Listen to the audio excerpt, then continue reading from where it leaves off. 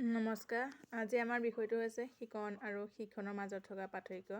এই দুইটা মুঠেই দেখিব একেই ক'বলৈ গ'লে শিকণ আৰু শিক্ষণ। এটা মানে শিক্ষণটো আমাৰ কোনো আনুষ্ঠানিক শিক্ষা নল'লেও আমি শিকণ কাৰ্য মানে বিভিন্ন পৰিৱেশিক পৰিঘটনা আমাৰ জীৱনৰ অভিজ্ঞতাৰ পৰা আমি শিকণ লাভ কৰিব পাৰোঁ। আনহাতে যদিও আমি শিক্ষণটো আমি কোনো আনুষ্ঠানিক শিক্ষা নোলোৱাকৈ ল'ব পাৰোঁ, তথাপিও ইয়াত মানে আনুষ্ঠানিকতা অলপ হ'লেও প্ৰভাৱ থাকে।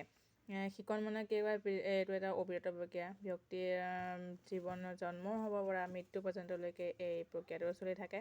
কিছু এটা শব্দটো ক'বলৈ পোৱাই মানে শিকণ প্ৰক্ৰিয়া আৰম্ভ হৈ যায় আৰু লগে লগে যেতিয়া ডাঙৰ হৈ আহে শিকণৰ অভিজ্ঞতাবিলাক বাঢ়ি গৈ থাকে।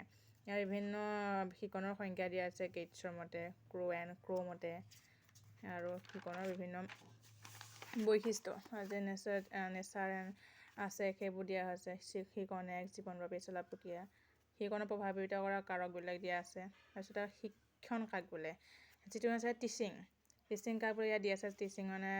টিচিঙৰ ক্ষেত্ৰত মানে বহুখিনি ক্ষেত্ৰত আমি আনুষ্ঠানিকতাৰ প্ৰভাৱ পাম আৰু ইয়াত শিক্ষক নিয়োজিত হৈ থাকে।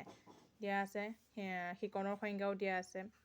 শিকণৰ সংজ্ঞা H.C. মৰিছন এণ্ড ফেৰেংকৰ মতে দিয়া আছে শিক্ষণ কাক বোলে। তাৰপিছত শিক্ষণৰ নিচিনাকৈ শিক্ষণৰ বৈশিষ্ট্য দিয়া আছে আৰু শিক্ষণক প্ৰভাৱিত কৰা কাৰকসমূহ দিয়া আছে। ইয়াৰ 4টা কাৰক আছে: শিক্ষক, শিকাৰু, শৈক্ষিক পৰিৱেশ আৰু অনুষ্ঠান দিয়া আছে। শিক্ষকৰ প্ৰভাৱ, নিশ্চয় শিক্ষকৰ প্ৰভাৱটো যথেষ্ট। যদি আমাৰ শিক্ষাৰুসকলক সঠিকভাৱে শিক্ষাদান দিয়া হয় তেতিয়াহ'লে নিশ্চয় শিক্ষকৰ যিটো নেকি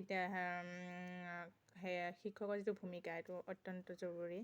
আৰু শিকাৰুও লাগিব। শিকাৰু যদি বৌদ্ধিক ক্ষমতা, আগতীয়া জ্ঞান, শাৰীৰিক ক্ষমতা যেতিয়া তেওঁ সকলো ক্ষেত্ৰতে স্মাৰ্ট হয় তেতিয়াহ'লে শিক্ষা যিটো প্ৰক্ৰিয়াটো